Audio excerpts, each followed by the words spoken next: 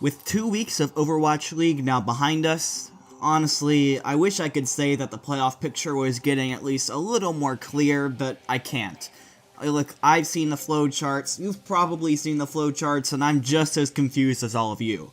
The unpredictability of the Overwatch League up to this point has been unlike anything I've ever seen before. And I believe at this point, any team on a certain day has a legitimate chance to beat any other Overwatch League team.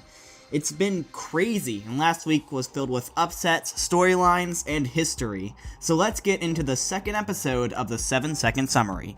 Here's how it's gonna work. I'm going to go through every Overwatch League team in alphabetical order and tell you how I thought of their performance last week.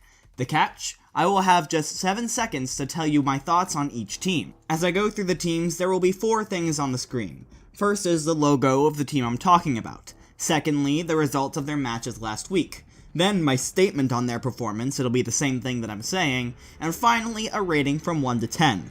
Once I've gone through all the teams, I'll take my 3 highest and 3 lowest scoring teams and go into more detail, talk about why I found them so impressive or so disappointing. Finally, I'll point out 1 game per day in the coming week that I'm personally looking forward to. If you only have the time to watch 1 game per day, these are the games that I recommend. Without further delay, let's get started. A solid win. Let's see if we can take down the Eternal next week. Well, someone had to be the first. This team is so fun to watch. So, do you just prepare for 1 team every week? I'm not sure what to think of you. Their match score does not reflect how good they are. Are you good or are you bad? A good win and a rough loss. Which one do you take with you? Respect where it's due, you guys are bouncing back. A tough, close game, and this team isn't even close to its full strength. I am concerned.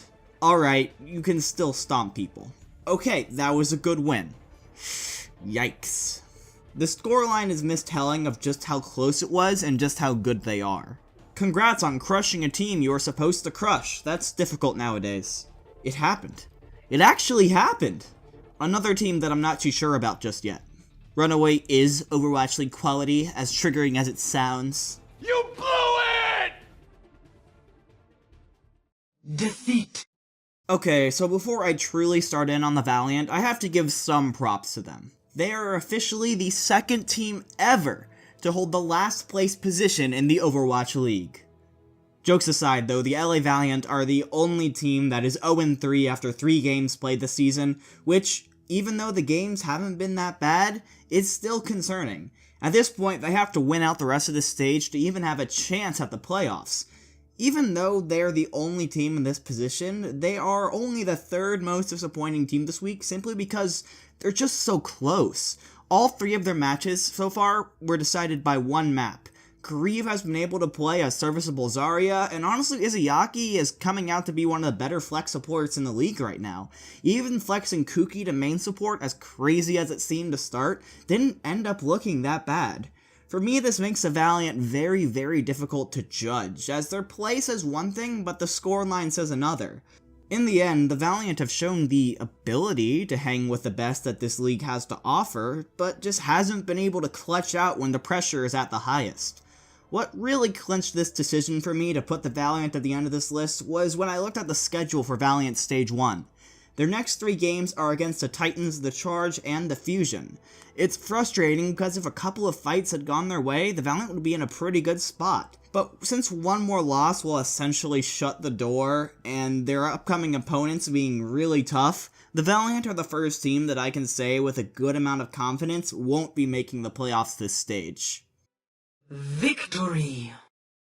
The NYXL went into Sunday with a lot of questions around them. They had struggled to put away their first 3 opponents this stage, and their next foe was the Houston Outlaws, who were flying high after upsetting the Hangzhou Spark yesterday. Questions were asked about if the NYXL really were still the best team in the world. They walked in and silenced all the doubts by giving us a good old-fashioned New York beatdown. It was one of the most lopsided games so far this season, and to me it just looked like a return to form. This season has seen a lack of 4-0 beatdowns, which I like overall, but sometimes it's nice to have the finality of a game like that one. A game that says with 100% certainty that we are better than that team. The biggest boost for the NYXL has definitely been Nene so far. While Sabiolbe and Pine are fantastic hitscan players, neither of them are known for their Zarya, which is a massive hole in a GOATS meta. Nenning has provided this team with a talented Zarya who can also flex over and play a good hitscan when needed. He very well could have been the piece that the NYXL were missing, and is an early candidate for the best pickup of the season. The NYXL are the only team who are currently 4-0 through 2 weeks, basically securing their playoff spot, and honestly, it just feels like business as usual. Defeat.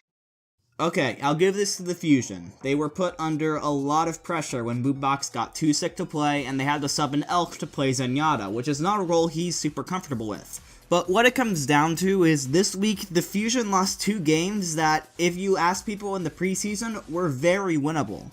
The Florida Mayhem were considered by most to be one of the weakest teams in the preseason, and honestly, who knows what you'll be getting out of the Dallas Fuel from game to game. It seems like the Fusion should be at least 3-1 and in a good spot for the playoffs, but obviously that didn't happen. I think it's fair to say now that the Fusion are not the best GOATS team. They're not the worst, but they're not the best either. The main issue with this team is that their carries have always been their DPS, Carpe and EQO, putting together highlight after highlight, or people like Poco or Neptuno pulling off incredible individual plays. And individual plays rarely work in the Overwatch League now. If you see a big D.Va bomb, there was almost always a Zarya grab, a Lucio boop, or a Rein shatter to set it up. You will almost never see a D.Va player just yeet a bomb into the enemy and get more than one person. This sucks for the Fusion because they're not as used to really playing as a team to the level that really good GOATS requires, and it shows. Main tanks like Bumper can get away with so much that Sato just can't, either because Sato overestimates how much support he can get, or the rest of the team underestimates what he needs. I also feel like Carpe tends to want to put on the carry pants a little too much, and it hurts him more often than not, with his over-aggression being punished. But that one time he swapped to Widow for like 10 seconds on Dorado against the Fuel and instantly got a 3k validated it in my mind. The Fusion run off of great individual play, so no wonder they've begun to struggle in a meta that rewards great team play. A game against the Justice next week is the perfect chance to get back on track, and let's hope they do. Victory. Okay, Titans, you've earned my respect. While I wasn't quite convinced when you ended up rolling the Dragons, both the Charge and the Shock ended up being more than worthy opponents, and you pulled through against both of them. While this may be more of a short-term thing, you can definitely see how the existing synergy between the players on this team enhanced their GOATS play. Bumper may get over-aggressive at times, but the difference between him and other main tank is that he knows when he can get over-aggressive. He knows when his team will be able to back him up. Janu had by far the most clutch D.Va bombs this week, but like I said, they were almost always set up beautifully by Bumper, Slime, or Siomitsu. Like, I don't understand. You watch this team play and it looks like they're plugged into the same brain. That's how coordinated their attacks are, and it's so fun to watch. The Titans have what looks like a pretty tough schedule for the rest of the stage, with the Valiant, the Eternal, the Hunters, and the Charge still to go, but they have shown an incredible ability to stay calm under pressure and clutch out when they need to the most. Watch out, world. The Titans are Overwatch League worthy. Defeat. Okay, a wise urinating tree once said that if something happens once, it's an accident. If it happens twice, it's a coincidence. But if it happens 3 times or more, we call that a trend. The Boston Uprising have reached that point with their constant cycle of highs and lows, and that in fact, I'm ready to officially call it the Uprising cycle. The first part of the cycle is that this team goes through a significant PR hit, a lot of events that either hurt their image or their team, or both. This would be a lot of the events of the last off-season, like Toronto Esports, reports of their bad management, selling most of their good players, and as a result of this, the community is very, very low on this team, saying they're one of the worst teams in the leagues, that they made the wrong decisions. But then, the Uprising performed way better than anyone could have imagined. This is week 1, where the Uprising were one map with beating NYXL, and they got a good win off of the Outlaws. After this happens, the community is very positive about the Uprising. All the negative comments about the Uprising management and Huck turn into a positive one, and suddenly, everyone had believed in the Uprising all along. The Uprising are the best Moneyball team in the league, and people should learn to respect that instead of continuing to underrate them.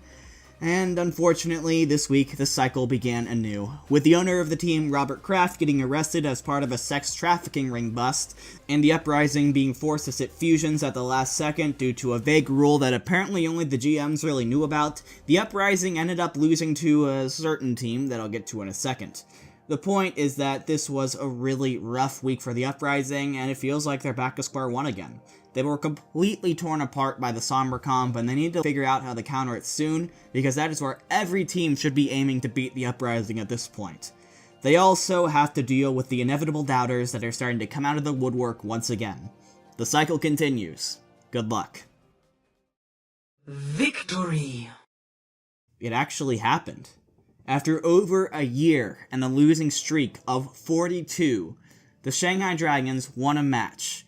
And before I get comments about it, yes, I understand that you could potentially put like 3 asterisks on this. This is a completely different team than the one that went 0-40. The Boston Uprising couldn't play their starting lineup, etc., etc. But that also takes away from how well the Dragons played in this match. Gamsu showed a surprising amount of synergy with the rest of this team, especially considering how he only had about a week and a half to get acquainted. DM and Ding are shaping up to be a truly impressive DPS duo. Ding's Sombra especially ran over the Uprising all day. Luffy and Koma also showed huge improvements from week 1. Yes, they may have run into the Uprising at a weak point, but don't let that take away from the fact that this was by far the best game so far for the Dragons, and it rewarded them. And I don't think the Dragons fans who have been waiting over a year for this moment even care that the players are different. When the Dragons won Horizon, and the Blizzard Arena was covered in red with Shanghai wins on it, that was history. Even if you are the most die-hard of Boston fans, you can appreciate that. It was a special moment for this community, and that's reason enough to give the Dragons the best score of the week. However, from what I saw that day, I'm optimistic. That wasn't just a win, that was pretty much a stomp except for Rialto. I'm hoping that game wasn't just an outlier. I hope that February 22nd, 2019 isn't just a day that the Dragons won, but it's known as a day where the franchise really started to turn around. As far as next week goes, on Thursday I'm going to recommend the Hangzhou Spark versus the San Francisco Shock to start. 2 teams that were highly regarded to start the season had it rough last week, and a loss here would be a huge blow for the playoff hopes of either team.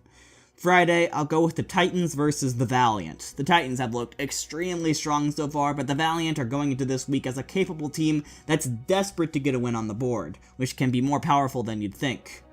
On Saturday, I'm actually going to throw a curveball and recommend the Florida Mayhem versus the Houston Outlaws, mostly because these are 2 teams that I legitimately have no clue what to think about so far, and my prediction basically comes down to a coin flip.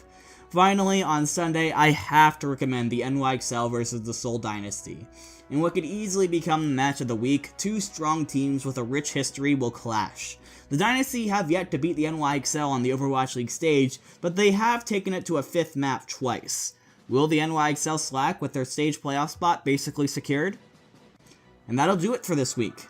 What did you think about the games this week, and what are you most looking forward to for next week? Let me know in the comments, and if you like this video and want to see more, leave a like and subscribe. At the very least, you can expect an SSS from me once a week, and I actually ended up uploading 3 times last week, which isn't usual, but it's reason enough to hit the bell so you don't miss a single upload. Until next time though, that's all from me. Don't get tilted.